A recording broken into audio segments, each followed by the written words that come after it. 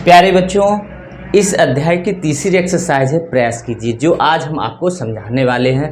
तो देखते हैं बच्चों, तीसरी एक्सरसाइज जो है प्रयास कीजिए से पहले हमने आपको दो एक्सरसाइजें और बताई थी, विगत वर्षों में पूछे गए प्रश्न और अभ्यास प्रश्नावली।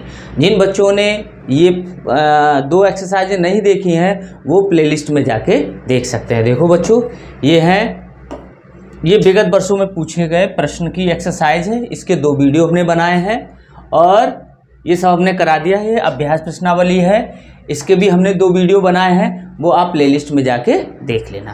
अब अगली एक्सरसाइज है, देखिए बच्चों, ये है प्रयास कीजिए। कौन सी है? प्रयास कीजिए।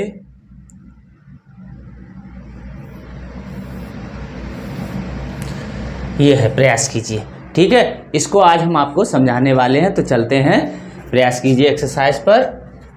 प्यारे बच्चों, इस एक्सरसाइज का पहला प्रश्न है, एक 8 मीटर लंबे तथा 6 मीटर चौड़े कमरे में 1.6 मीटर चौड़ा कालीन बिछाया जाता है। कालीन की लंबाई बताइए। देखो एक बच्चों, एक आयताकार कमरा है इस तरीके से, ठीक है। इसकी लंबाई 8 मीटर है और चौड़ाई 6 मीटर है, ठीक है।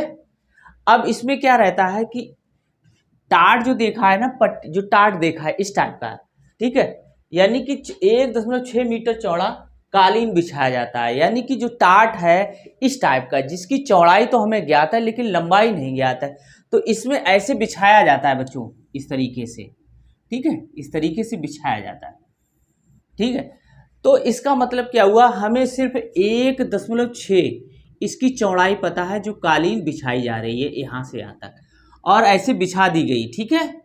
तो इसका मतलब क्या हुआ बच्चों, जो कमरे का क्षेत्रफल है, ये जो पूरा क्षेत्रफल है वो पट्टी से घिर गया। यानी कि पट्टी का जो क्षेत्रफल होगा, यानी कि जो कालीन का क्षेत्रफल होगा, वो ही इस फर्श, यानी कि ये वाला जो फर्श है कमरे का, उसका क्षेत्रफल होगा। तो इसका मतलब क्या है, देखो बच्चों, तो हम लिखेंगे कमरे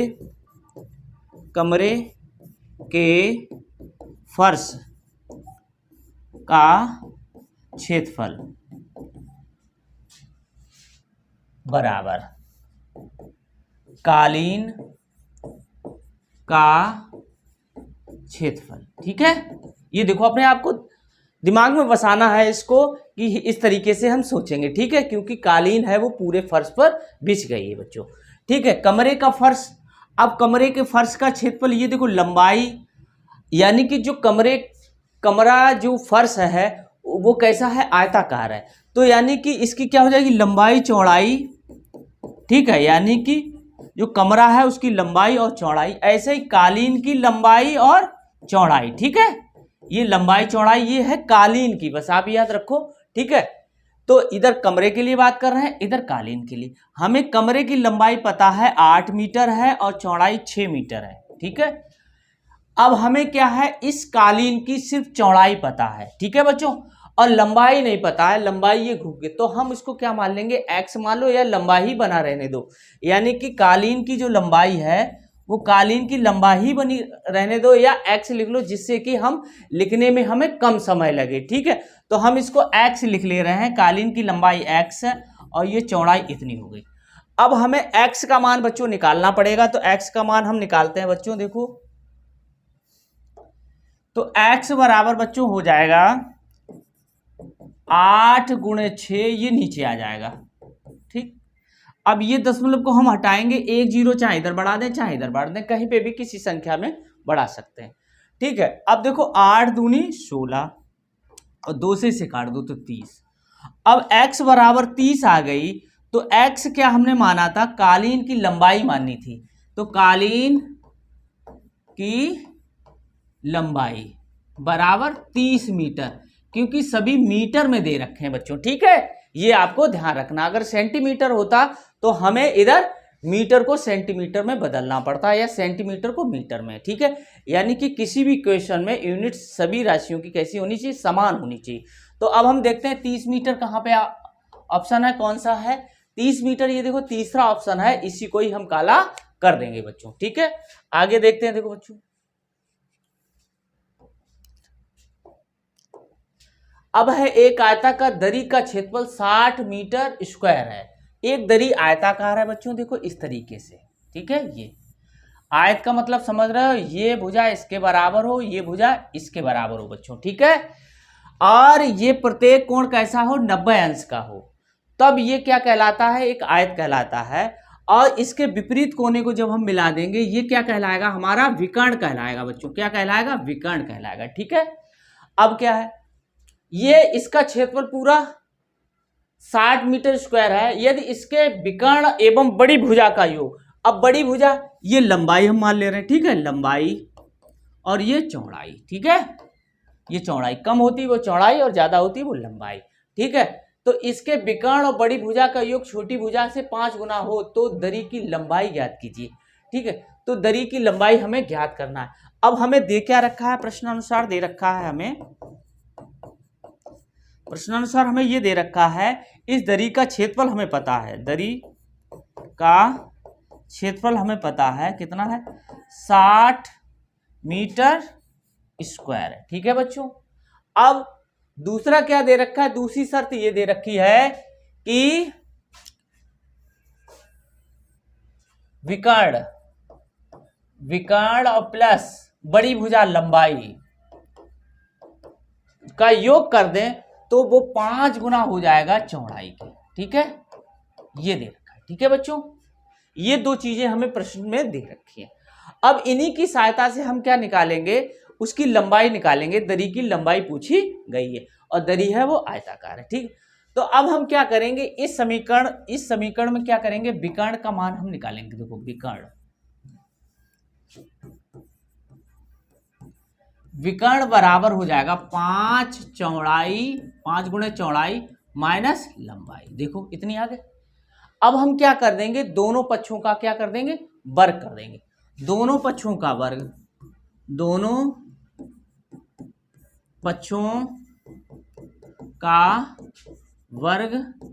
करने पर तो ये हो जाएगा विकर्ण का होल स्क्वायर, ठीक है। ये हो जाएगा 5 चौड़ाई माइनस लंबाई का वर्ग, ठीक है। ये देखो, अब इसको हम खोलेंगे तो ये 25 चौड़ाई का वर्ग प्लस या लंबाई का वर्ग और माइनस क्या हो जाता है, 2 गुणे ये पहली वाली राशि 5 गुणे चौड़ाई और गुणे लंबाई, ठीक है। यानी कि a माइनस बी का होल स्क्वायर बराबर होता है, इसको आप नोट कर लेना, a माइनस बी का होल स्क्वायर, पहली संख्या का वर्ग इसका वर्ग, फिर दूसरी संख्या का वर्ग माइनस ये रखा है 2 लिखेंगे और ये दोनों राशियों का हम गुणा कर देंगे ऐसी। तो इसी फार्मूले से हमने इसको हल कर लिया है, ठीक है। देखो बच्चों, अब विकर्ण का होल स्क्वायर ये आ गया, ठीक है। ये समीकरण हो गया हमारा 3, ठीक है। हमने डाला था समीकरण, या इसको मान लो 1, इसको मान लो 2, ठीक है, इसको 3।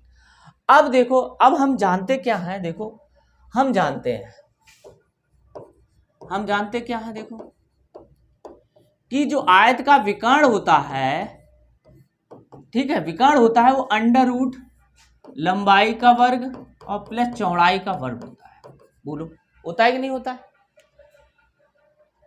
और अब हम क्या करेंगे, विकर्ण का जो लिखा हुआ है यहाँ विकर्ण और ये अंडर रूट में है, तो हम क्या, हमें विकर्ण स्क्वायर आया था उसमें, तो हम इसको क्या करेंगे, दोनों पक्षों का वर्ग कर दो। इधर भी दोनों पक्षों का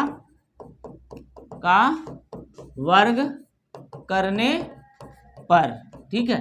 तो ये हो जाएगा विकर्ण का होल स्क्वायर बराबर लंबाई का वर्ग प्लस चौड़ाई का वर्ग, ठीक है बच्चों। देखो, अब ये विकर्ण का स्क्वायर जो रखा है वो समीकरण 3 में रखना, 3 में रखने पर तो समीकरण 3 में विकर्ण स्क्वायर का मान रखने पर, ठीक है।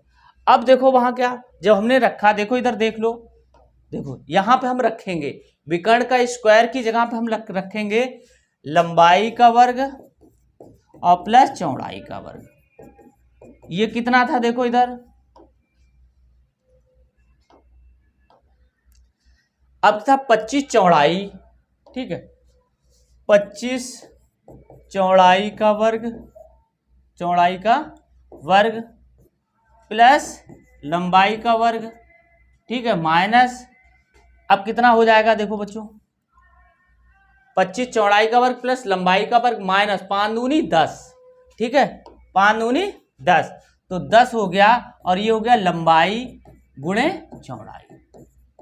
अब हम बच्चों जानते हैं कि लंबाई गुणे चौड़ाई क्या होता है, किसी आयत का क्षेत्रफल होता है, यानी कि दरी का क्षेत्रफल जो दे रखा है वो लंबाई गुणे चौड़ाई यानी कि 60 हो गया।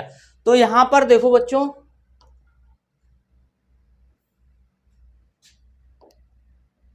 ये दे रखा हमने यहां पर लिखा हुआ है ना, ये दरी का क्षेत्रफल, तो ये हो गया लंबाई गुणे चौड़ाई बराबर 60 मीटर स्क्वायर।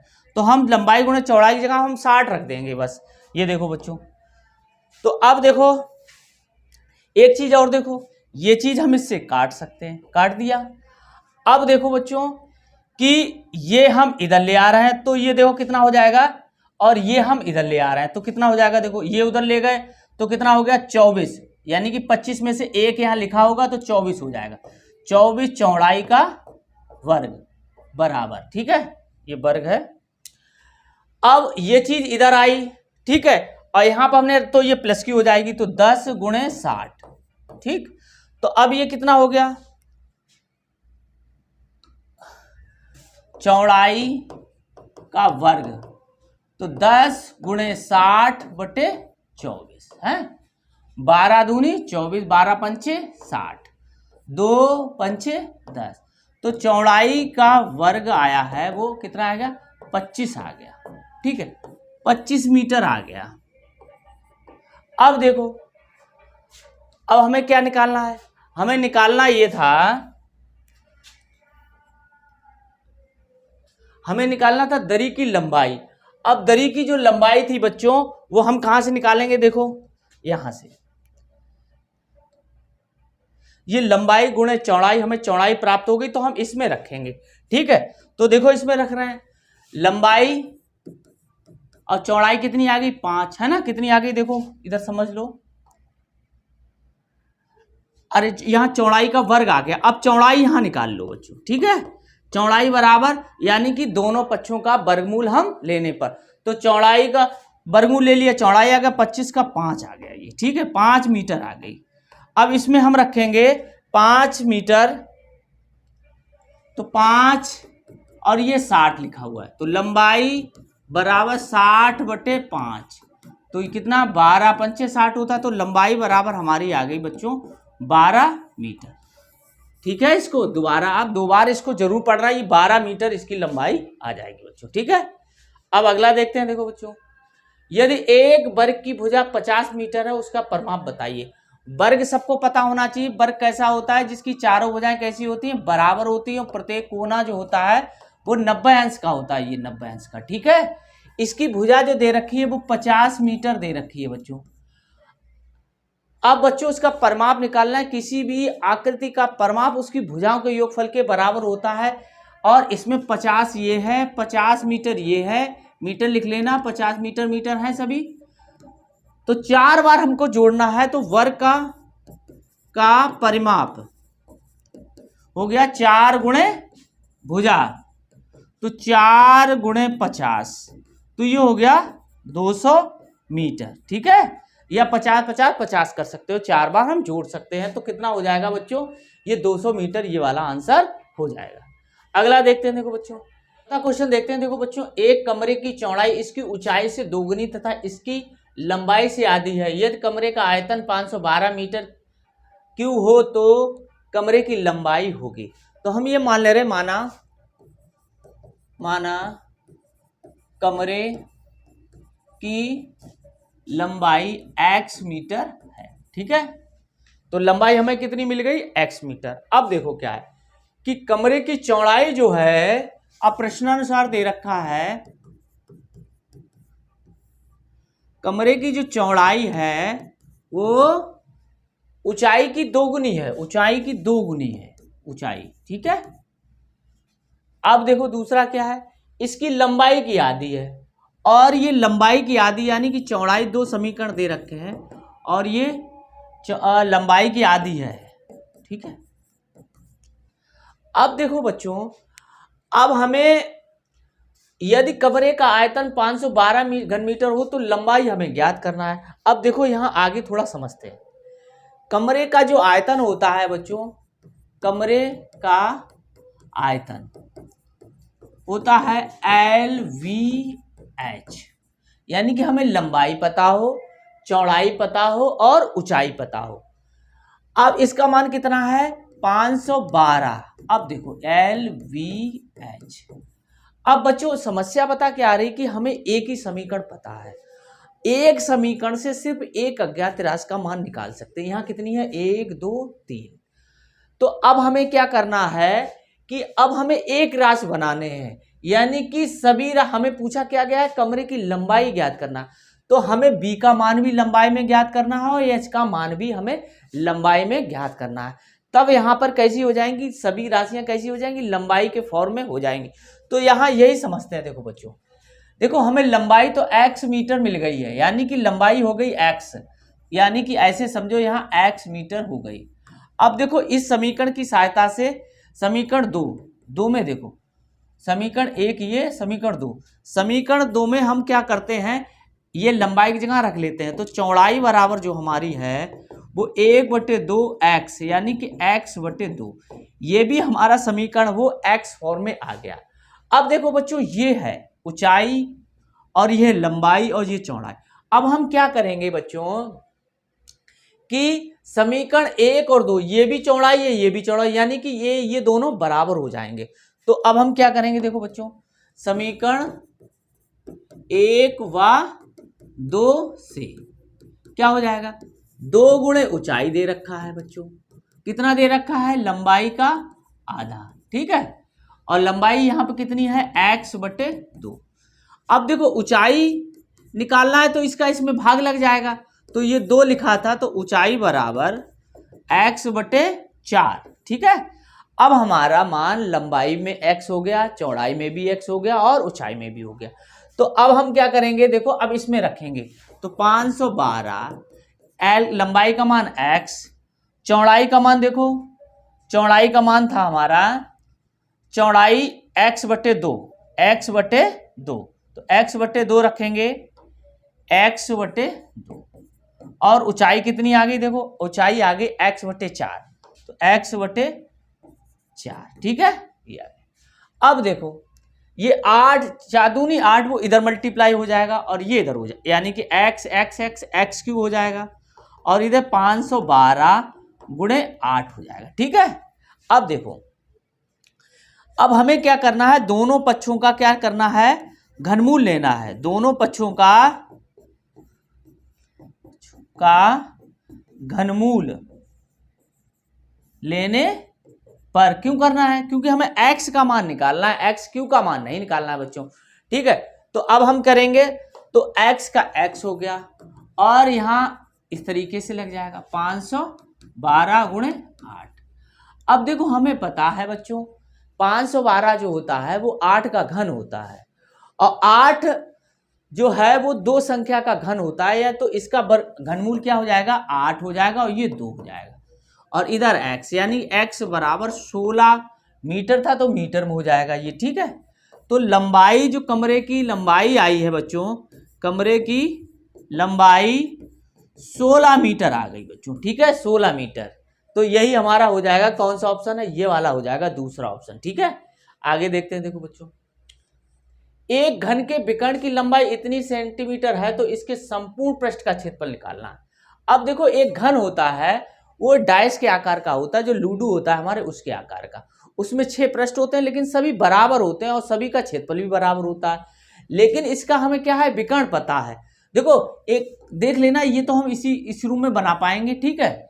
एक कमरा होता है जिसमें चारों दीवारें सही बराबर हो, जिसकी कोरें, तो वो उस टाइप का ऐसा बना होगा। तो ये दे रखा है इसका, ठीक है, विकर्ण। तो विकर्ण क्या होता है, घन का विकर्ण का सूत्र होता है, घन का विकर्ण क्या होता है 3√3 इंटू भुजा, ठीक है, ये होता है, क्लियर। अब देखो जो विकर्ण की लंबाई दे रखी है अंडर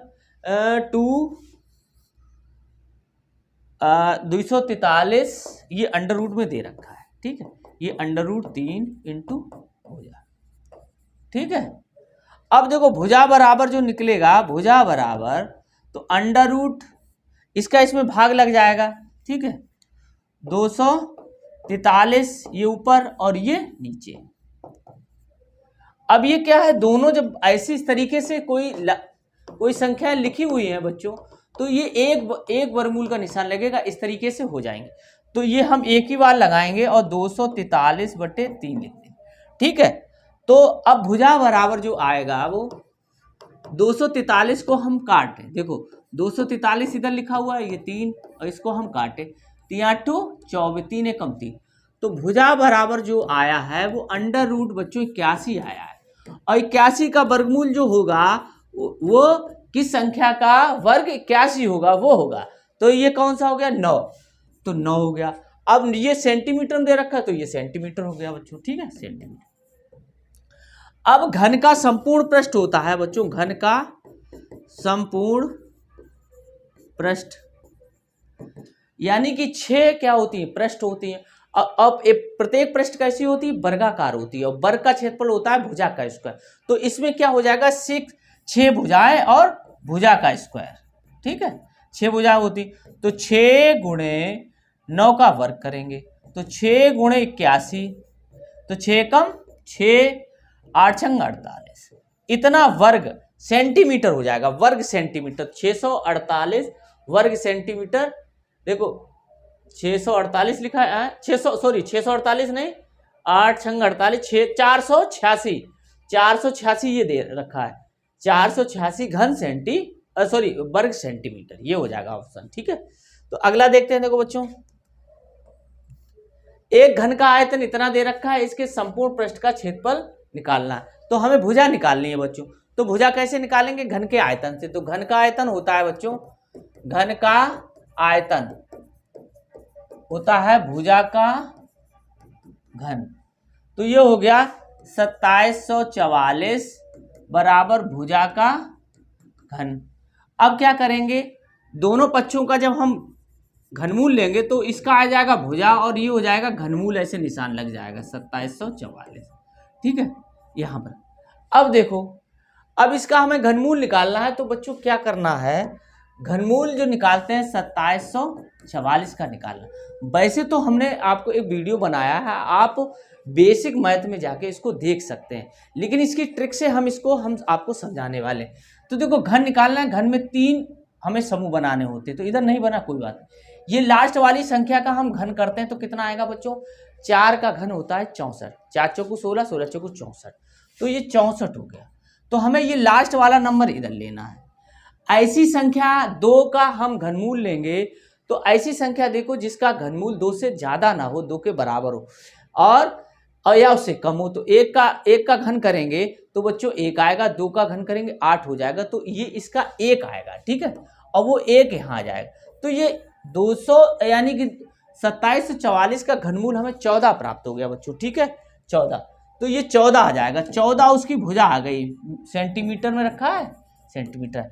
अब हमें निकालना है संपूर्ण पृष्ठ, यानी कि घन का संपूर्ण पृष्ठ। तो 6 इंटू भुजा का स्क्वायर, भुजा लिखा हुआ है, तो 6 गुणे 14 का वर्ग, ठीक है। तो 14, अब देखो 6 गुणे 14 का वर्ग क्या होता है, 196 ना, तो 196 हो गया।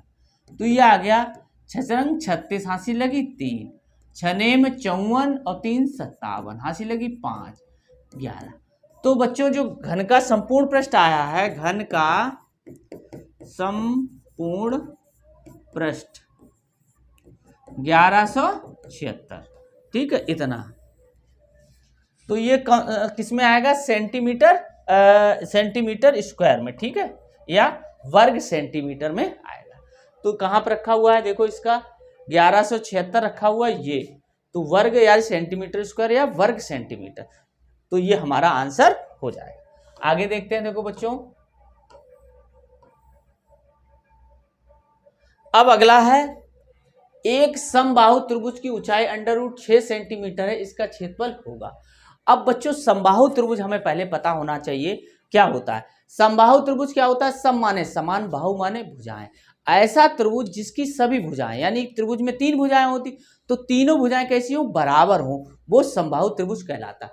ये देखो समबाहु त्रिभुज है, इसमें सभी भुजाएं कैसी होती हैं? बराबर होती हैं। और प्रत्येक कोण कितने अंश का होता है? 60 अंश का होता है। ये भी पूछा जा सकता है बच्चों।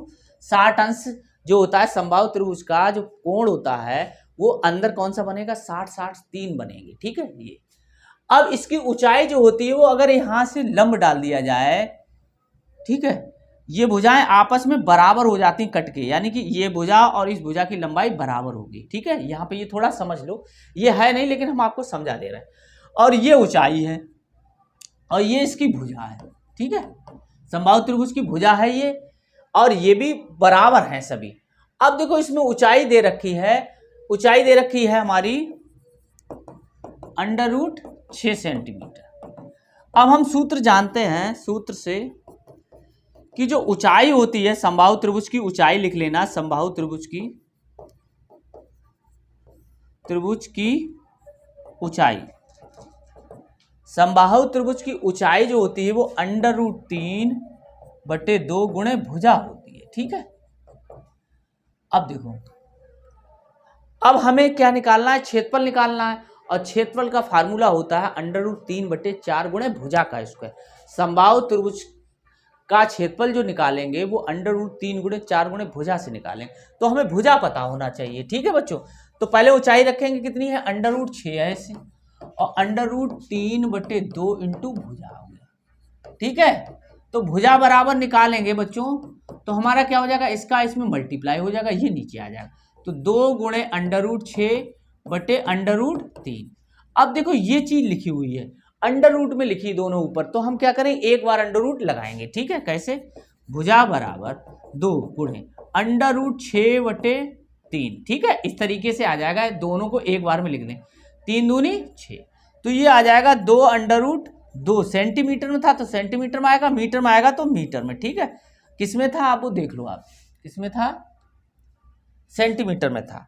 अब देखो बच्चों, अब इसका हमें क्षेत्रफल निकालना है, तो क्षेत्रफल के लिए क्या फार्मूला होता है? भुजा समबाहु त्रिभुज का क्षेत्रफल बराबर होता है √3/4 गुणे भुजा का स्क्वायर, ठीक है। अब देखो √3/4, भुजा कितनी आ गई? देखो भुजा कितनी थी हमारी? 2√2, तो यहां लिखेंगे 2√2 का वर्ग, ठीक है। अब √3/4, ठीक है, लिखा, और 2 का वर्ग 4 हो जाएगा यहाँ, और इसका वर्ग हो जाएगा 2। √2 का वर्ग अंडर रूट हट जाएगा, ठीक है, कट जाएगा, ये काट दो, तो ये आ गया 2√3, ठीक है। ये बाहर है वर्ग सेंटीमीटर। तो समबाहु त्रिभुज का हमें ये 2√3 वर्ग सेंटीमीटर हमें क्षेत्रफल प्राप्त हुआ है। तो इसको देखते हैं कौन सा है आंसर? 2√3 ये वाला ऑप्शन है हमारा, ठीक है, ये वाला। तो यही आंसर हमारा हो जाएगा बच्चों, ठीक है।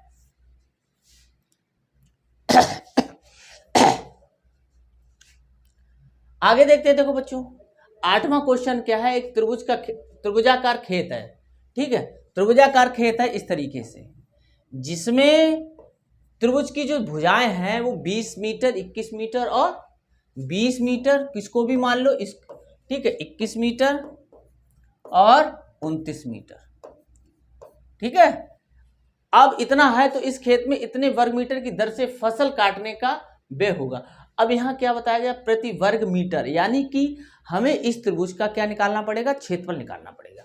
अब ये कैसा त्रिभुज है? वो विषमबाहु त्रिभुज है, जिसमें सभी भुजाएं कैसी हैं बच्चों? अलग अलग हैं। तो अब हम इसका क्षेत्रफल कैसे निकालेंगे? पहले अर्ध परिमाप निकालेंगे, अर्ध परिमाप।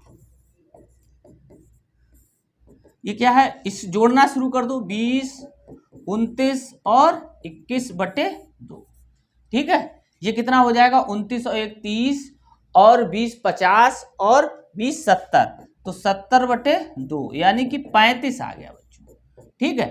अब इसका क्षेत्रफल जो होता है विषमबाहु त्रिभुज का जो क्षेत्रफल होता है, त्रिभुज का क्षेत्रफल जो होगा, फार्मूला है under root s minus a s minus b s minus c. ठीक है, तो इससे हम अर्ध परिमाप को यस यानी कि सेमी यस से डिनोट करते हैं। यस आ गया ये, ठीक है, ये यस अर्ध परिमाप को हम एस से डिनोट करते हैं। तो अब इसमें एस का मान रखेंगे, देखो 35 और 35 में से हम क्या घटाएंगे, पहले कोई घटाना शुरू करो, यहां से चाहे यहां से चाहे यहां से, कहीं से भी घटा सकते हो तुम। 20 हमने लिख दिया, ठीक है। फिर इसके आगे कौन सी है, 21 है ना, ये 21 है, 21 घटा दो, 35 माइनस 21 और फिर है 35 माइनस 29, ठीक है 29। देखो अब क्या करेंगे बच्चों, देखो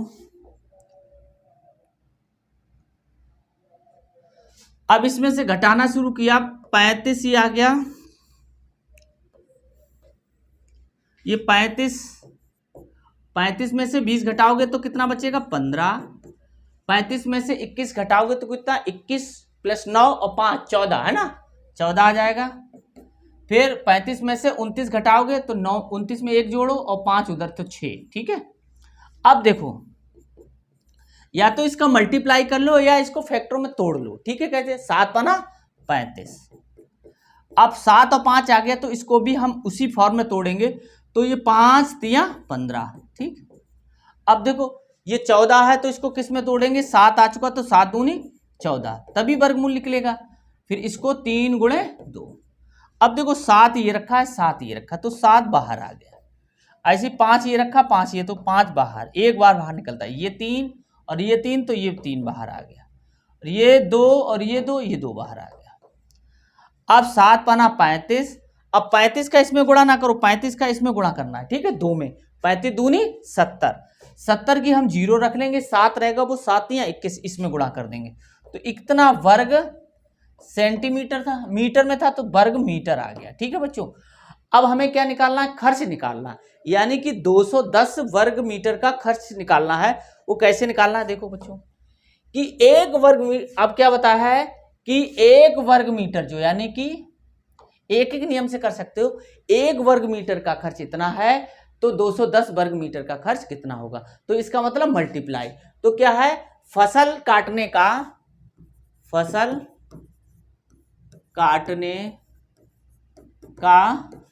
व्यय, ठीक है, तो कितना लिखा, इतना लिखा हुआ है गुणे 210, ठीक है। अब देखो बच्चों इसका इसमें ओरल कैसे कर सकते हो, देखो इस तरीके से कर सकते हैं, आप दिमाग में ऐसे रख लो, ये 0.5 लिखा हुआ है तो यानी कि 50 पैसा, या ऐसे कर सकते हो 0.5 और इसे हटाए 1 लिखा और 2 जीरो लिख दी, 50 दूनी 100 यानी 1/2, तो हम इसको 1/2 ऐसे लिख सकते हैं, ठीक है। तो इसको हम ओरल कर सकते हैं, ठीक है बच्चों। देखो कैसे, अब देखो 4 का गुणा हम इसमें करेंगे तो 4 21 84 प्लस इसका गुणा हम जब इसमें करेंगे तो इसका आधा, 2 एकम 2, 2 पंचे 10, ठीक है, भाग टूटे के 0 लग जाएगा इसमें। अब इसको हम जोड़ लो तो 5 और ये 4 और ये 9, तो 945 रुपए बच्चों व्यय हो जाएगा। तो इस तरीके से आप हल करना सीखेंगे, तब हमें कैलकुलेशन करने में हमें विदाउट पेन यानी पेन का यूज कम करना पड़ेगा, ठीक है बच्चों। तो 945 रुपए को हाँ यहाँ पर लगेगा, ठीक है, फसल काटने का।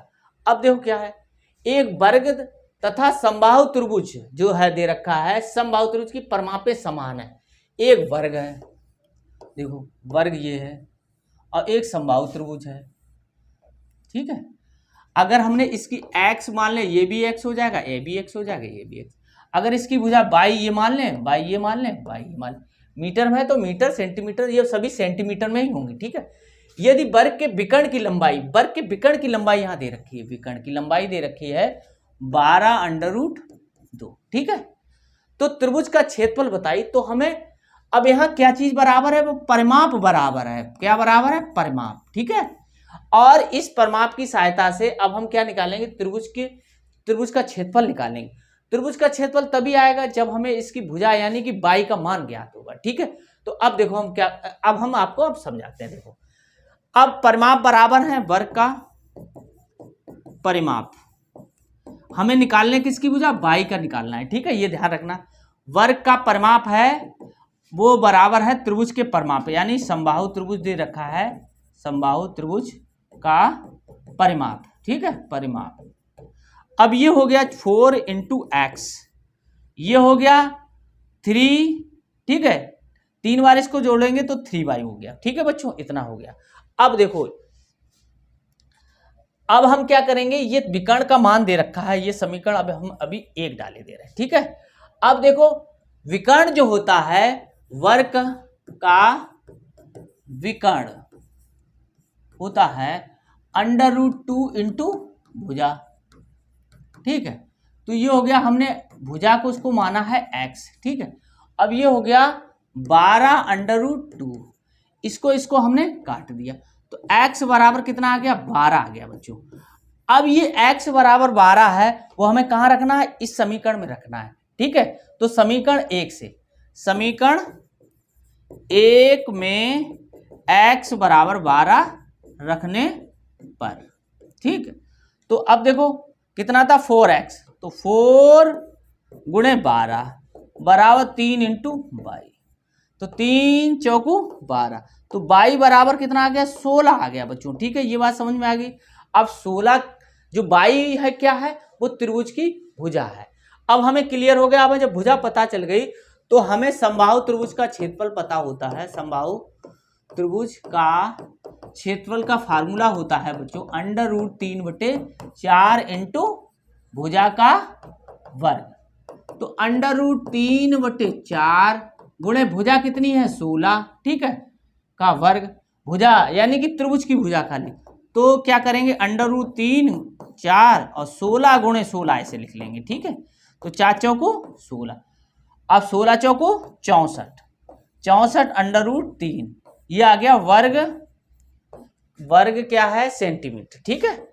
तो आप इन दोनों का वर्ग मत निकालना, वर्ग निकालोगे गुणा करोगे याद है तो कोई बात नहीं, फिर भाग करोगे, इस आसानी से 4 से ये कट जाएगा, हमें पता था 16 कट जाता है, इसलिए हमने 16 गुणे 16 कर लिया, तो ये आ गया 64 √3 वर्ग सेंटीमीटर। तो कहाँ पे 64 √3 वर्ग सेंटीमीटर ये रखा हुआ है, यही हमारा आंसर बच्चों हो जाएगा। आगे देखते हैं, देखो बच्चों, 20 सेंटीमीटर किनारे वाले घन को काटने पर 5 सेंटीमीटर किनारे वाले कितने घन प्राप्त होंगे। एक बड़ा घन है और एक छोटा घन है, इसकी भुजा 20 सेंटीमीटर है, ठीक है, और इसकी है 5 सेंटीमीटर। हमने आपको जब भी बताया है, देखो और घन में कितनी भुजाएं होती हैं, 3 भुजाएं होती हैं, लंबाई गुणे चौड़ाई, कैसी होती है, लेकिन बराबर होती हैं, होती 3 है लेकिन क्या है, वो बराबर होती है। तो जब भी घन ऐसे निकाला जाएगा तो घनों की संख्या, तो इसका मतलब ये हो गया, बड़े घन का आयतन बटे छोटे घन का आयतन, तो बड़े घन का आयतन यानी कि भुजा गुणे भुजा ऐसे ना, 20 ये 3 होती है, तो 20 गुणे 20 गुणे 20, और ये 5 गुणे 5 गुणे 5, ठीक है। तो 5 चौको 20, 5 चौको 20, 5 चौको 20, 4 चौको 16, चौको 64। तो हमें जो छोटे घन बच्चों मिलेंगे वो हमें कितने मिल जाएंगे, 64 मिल जाएंगे। तो ये 64 कहाँ पर रखा हुआ, ये रखा हुआ, इसी को हम टिक कर देंगे। आगे देखते हैं, देखो बच्चों, एक समबाहु त्रिभुज की प्रत्येक भुजा 8 सेंटीमीटर इसका क्षेत्रफल होगा। अब समबाहु त्रिभुज का हमें फार्मूला सिर्फ पता होना चाहिए, समबाहु त्रिभुज का क्षेत्रफल होता है √3/4 गुणे भुजा का वर्ग, तो √3/4 और भुजा कितनी दे रखी है बच्चों, 8, तो 8 का वर्ग। अब हमें एक क्लियर हो गया कि ये इससे कट जाता है, तो इसको हम क्या करेंगे, √3/4 8 गुणे 8, तो 4 दूनी 8, 8 दूनी 16, 16 √3 वर्ग सेंटीमीटर, ठीक है, सेंटीमीटर है तो वर्ग सेंटीमीटर या सेंटीमीटर स्क्वायर जो भी है आ जाएगा। देखो सेंटीमीटर स्क्वायर 16 √3 सेंटीमीटर स्क्वायर ये रखा हुआ है, यही आंसर बच्चों हो जाएगा। अब अगला देखते हैं, देखो बच्चों, एक त्रिभुज का आधार 10 सेंटीमीटर है और ऊंचाई 5 सेंटीमीटर है तो उसका क्षेत्रफल बताइए। अब देखो एक त्रिभुज है, कोई भी त्रिभुज है, उसकी अगर हमें ऊंचाई पता है और आधार पता हो तब उसके लिए एक फार्मूला होता है, वो हम आपको बताने वाले हैं, उसको सूत्र आप नोट कर लेना। क्या होता है, ऊंचाई दे रखी है, आधार ये 10 सेंटीमीटर दे रखा है और ऊंचाई 5 सेंटीमीटर दे रखी है। इस कंडीशन में चाहे कोई भी त्रिभुज हो, चाहे समबाहु हो, चाहे कोई विषमबाहु हो, चाहे समद्विबाहु हो, ठीक, कोई भी दे रखा है, ऊंचाई दे रखी है और उसके आधार की लंबाई दे रखी है, तब वो त्रिभुज का क्षेत्रफल होगा 1/2 आधार गुणे ऊंचाई। ठीक है, तो 1/2 आधार कितना है 10, ऊंचाई है 5, 2 पंचे 10, 5 25, तो 25 सेंटीमीटर था तो वर्ग सेंटीमीटर या सेंटीमीटर स्क्वायर, तो 25 कहाँ रखा हुआ है, ये तीसरा रखा हुआ है। तो आज हमने आपको क्षेत्रफल, परिमाप और आयतन की तीसरी एक्सरसाइज थी, प्रयास कीजिए, जो हमने आज आपको पूरी कंप्लीट करा दी है। अब अगला चैप्टर है इसमें, वो हम अगले वीडियो में आपको बताएंगे, 18 नंबर का जो चैप्टर है वो। तब तक हमारे चैनल गुरुजी की पाठशाला को आप लाइक, सब्सक्राइब एवं शेयर